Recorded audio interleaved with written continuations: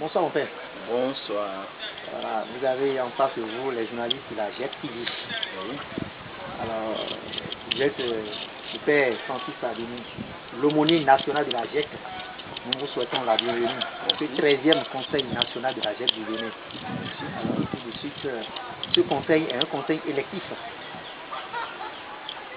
Au soir de ce conseil, il y aura une nouvelle équipe qui sera mise à votre disposition pour travailler pour le rayonnement de la GEC au Bénin. Alors, quelles sont vos attentes pour ce conseil et qu'attendez-vous de ce nouveau bureau qui sera élu bientôt? Et je vous remercie pour cette opportunité que vous m'offrez de dire un mot à la sortie de cette messe par rapport à votre congrès, à votre conseil national. Et je voudrais d'abord dire que un conseil, qu'il soit électif ou pas, c'est un moment d'évaluation.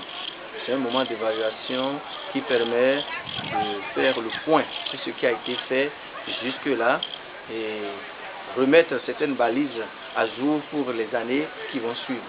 Donc je voudrais d'abord remercier tous ceux qui se sont investis dans le bureau qui est en train de se préparer à sortir.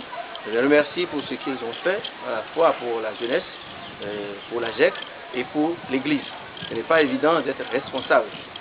Maintenant, comme ce conseil-là est électif, il est normal que d'abord, comme je l'ai dit au cœur de cette célébration, que nous mettions ce choix-là dans la grâce de l'Esprit Saint.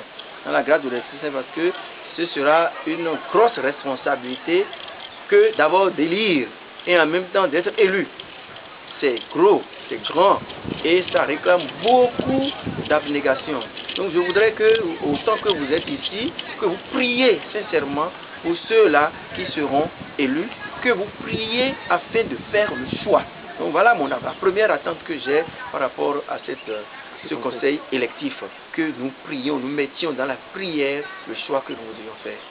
Maintenant, deuxième chose, que ce choix-là ne soit pas guidé par, je ne veux pas dire intérêt, mais pas des sentiments humains.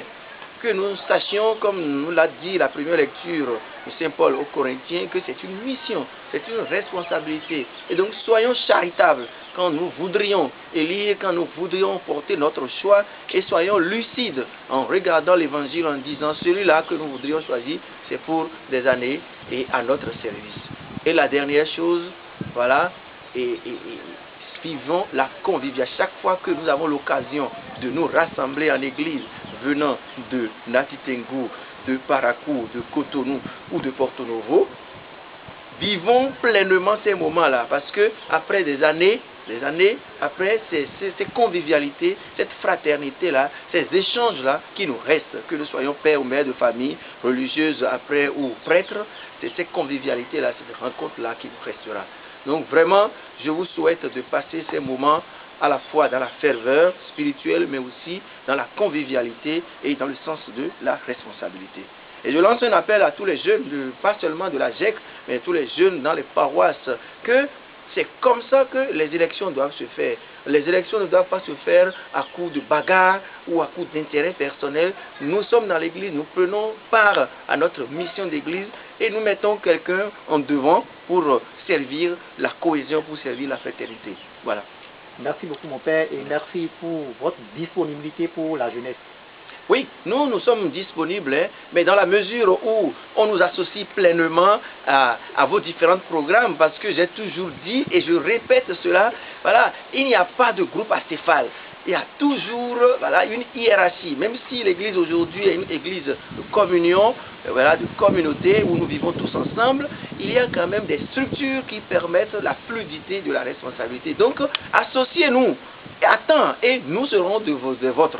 Voilà. Merci beaucoup mon père. Voilà.